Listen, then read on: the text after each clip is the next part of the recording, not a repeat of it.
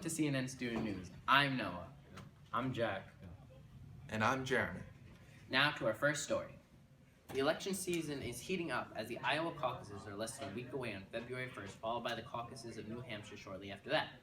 According to statistical site 538, the current leading candidate with the highest chance to win the Democratic caucuses in Iowa is Hillary Clinton, and for the Republicans, the flamboyant Donald Trump.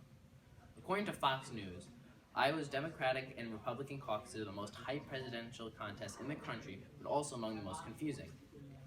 They essentially function like traditional party primaries because residents cast ballots and the candidates with the most ballots wins. However, residents simply don't walk into a polling site to cast their ballot, then exit. Caucus night is more time-consuming because it includes discussing candidates, picking convention delegates, and dealing with state party business. And the parties which run the caucuses have uniquely different processes amid some similarities. The caucuses have also been the first in the nation balloting since the 1970s. The states which use the caucus system include Iowa, Nevada, Minnesota, Colorado, Hawaii, Maine, Idaho, Kansas, Wyoming, Alaska, Washington, Florida, and North Dakota. Just recently, Democratic candidates made their last individual push to win Iowa's voters over at the Iowa Town Hall. The top three candidates for the Democrats are Martin O'Malley, Bernie Sanders, and Hillary Clinton. Now let's send it over to political expert Jeremy Cooper to see how they did. Hey Noah. Starting from third place was no surprise was Martin O'Malley. He had some nice moments, but he clearly seemed far distant from the two leaders of the party who stole the show. The projected winner of Iowa, Secretary Clinton, had a superb showing.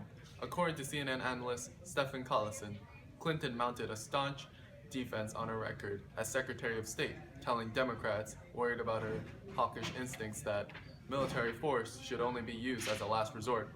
Also, according to political analyst Bernie Sanders, had his best performance as well. CNN's Stephen Collison said Sanders dismissed Clinton's political record, seeking to prove he was closer to the Democratic Party base and just as prepared to be president as Clinton. Back to you, Noah. Thanks, Jeremy. Now let's send it to Jack to hear a more somber story on the Qatar World Cup. Since December of 2010, when Qatar won the 2022 World Cup, 1,200 migrant workers have died, and a projected 4,000 will die by the time the games take place. FIFA presidential candidate Tokyo Sexwale says that Qatar will not host the 2022 World Cup if bribes were used during the bidding process. Another FIFA presidential candidate, Jerome Champagne, says if Qatar is stripped of the 2022 World Cup, the U.S. should directly be made the host. Continued accusations of corruption have led to serious questions as to whether or not Qatar should host the World Cup. Which state does not use the caucus system? Washington State, New Hampshire, Michigan, or Colorado? The answer? Michigan.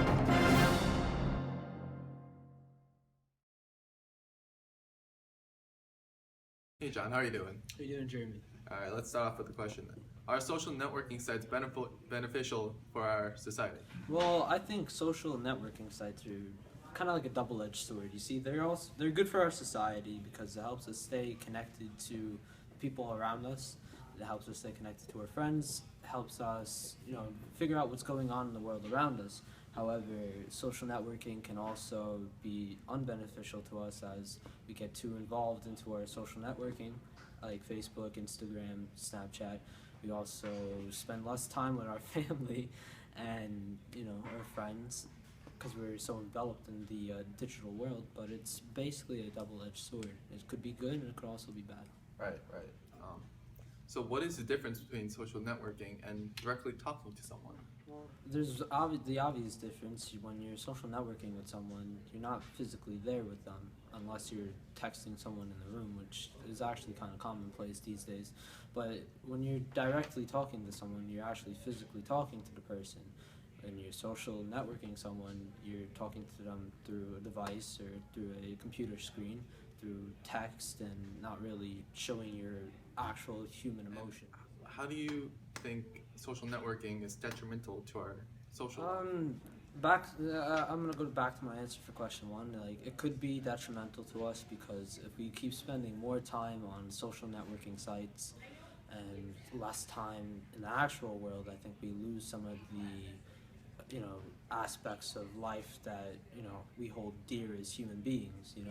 Talking skills, public speaking, for example. If you're so in tune with your cell phones or computers a lot of the time, then you're going to lose public speaking and social skills because you're so used to sitting behind the screen and communicating with people that way. I think we also lose that human connection that we have.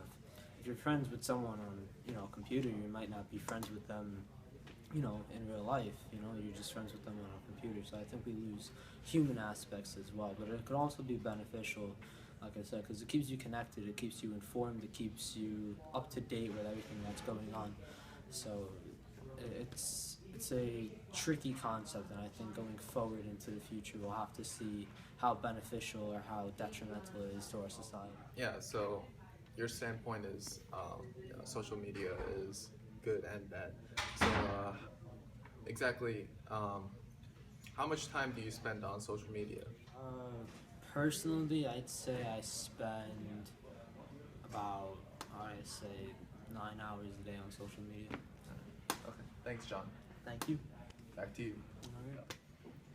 Now, that does it for this episode of CNN Tenafly News.